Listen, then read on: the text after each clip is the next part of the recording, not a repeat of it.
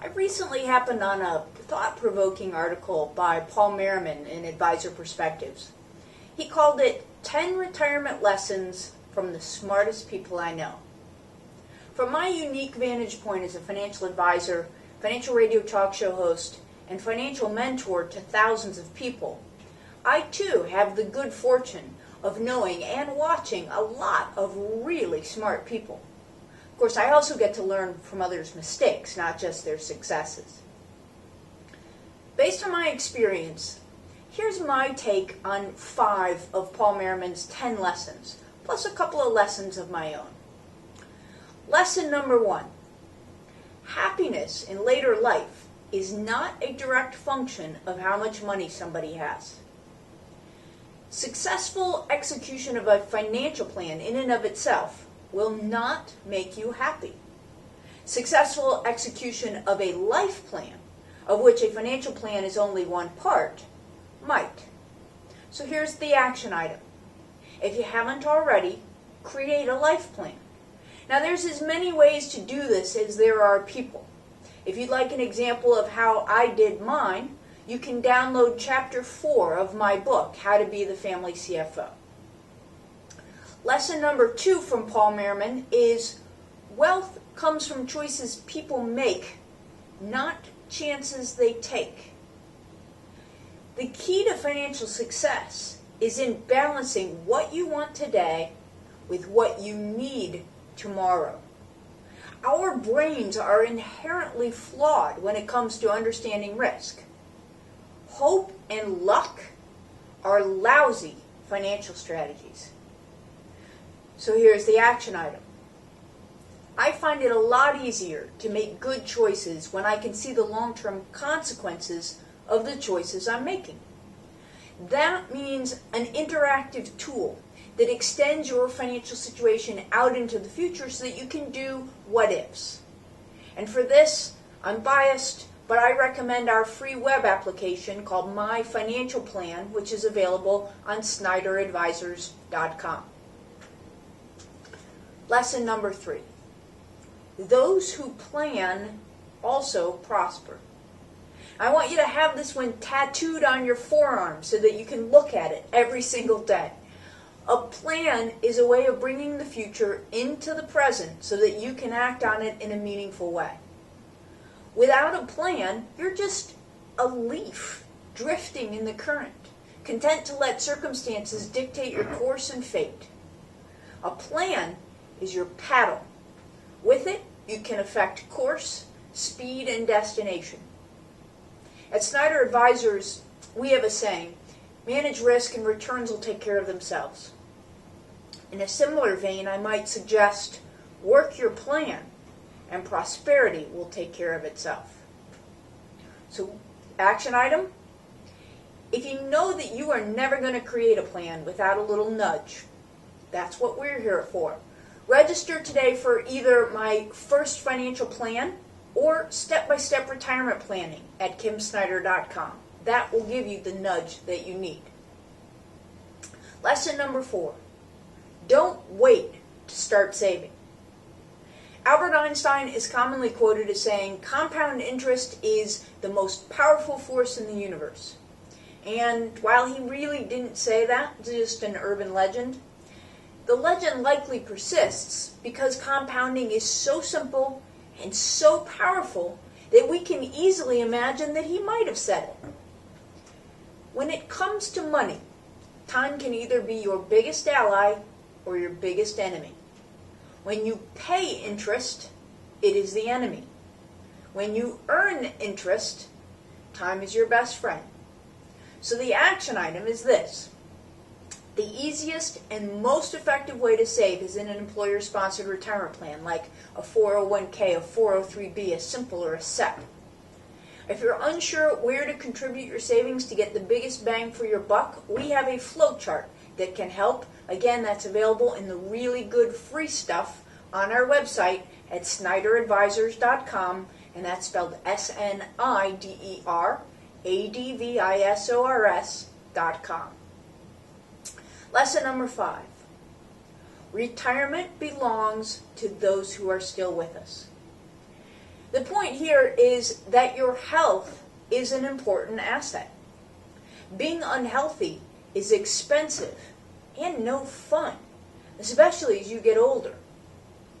If you view retirement as a period of time in which to really enjoy life, then you don't want your health to be a limitation.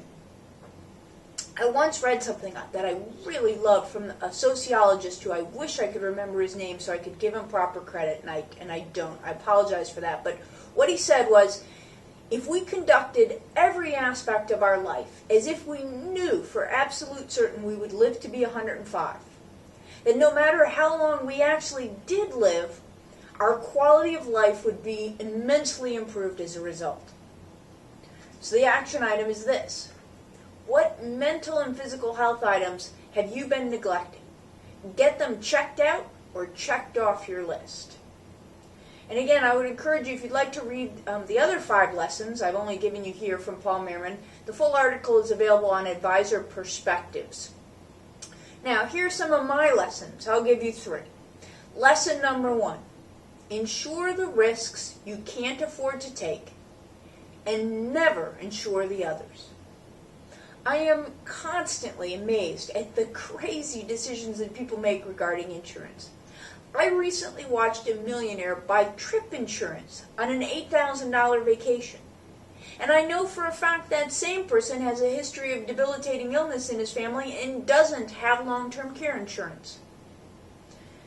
I myself made one of the classic mistakes when it comes to insurance. Years ago, I was struggling financially and fell prey to the "it'll never happen to me" syndrome. Well, it did happen to me, and that's when I learned a very valuable lesson about insurance. When you think you can least afford it, is when you need it most. The smartest people I know are completely rational about the insurance they buy, how much and for how long. They understand that insurance is not a luxury. It is, in fact, one of the 4 legs on which any solid financial plan must rest. So here's the action item. If you can't be dispassionate about your insurance needs, then find a trusted advisor who can be. And if this is an issue for you, we would be happy to help. Lesson number 2. Only use debt to buy appreciating assets. Smart people understand there are 2 kinds of debt. There is bad debt and there is better debt. Better debt is debt used to buy an asset that is expected to appreciate over time.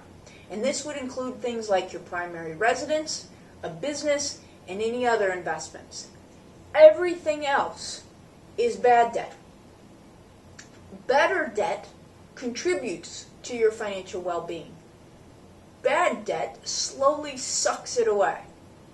Smart people only incur better debt. So, here's the action item. If you have bad debt, make a plan for getting it taken care of.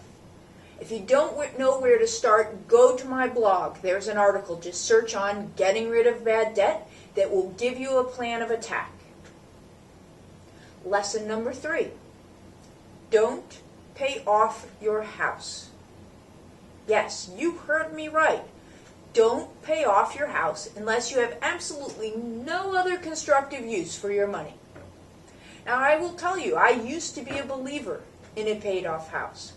But over the years, I became convinced that that idea was outdated. The smartest people I know make their money work hard. Money tied up in your house is lazy money. Your house may appreciate over time, but historically, at least in most parts of the country, you're lucky if your house goes up by 3 or 4% a year. That's not enough. Money tied up in your house isn't liquid either. When you need it most is when it's going to be the hardest to get out. I have a friend who's sadly in financial trouble. He's got $500,000 of equity in his house. He can't get a home equity line of credit because he's in financial trouble. And he can't declare bankruptcy because he has too much equity in his house. It's a catch-22. Money tied up in your house produces no cash flow. If you know me, you know I am all about cash flow. It makes the problems of markets and economies that go up and down over time much more manageable. And money tied up in your house isn't diversified. For most of us, the value of our home represents just too much of our net worth to be tied up in a low-return, illiquid, non-cash flow producing asset. And finally, people cling to the quaint idea of a paid-for house as security. No one can force me out.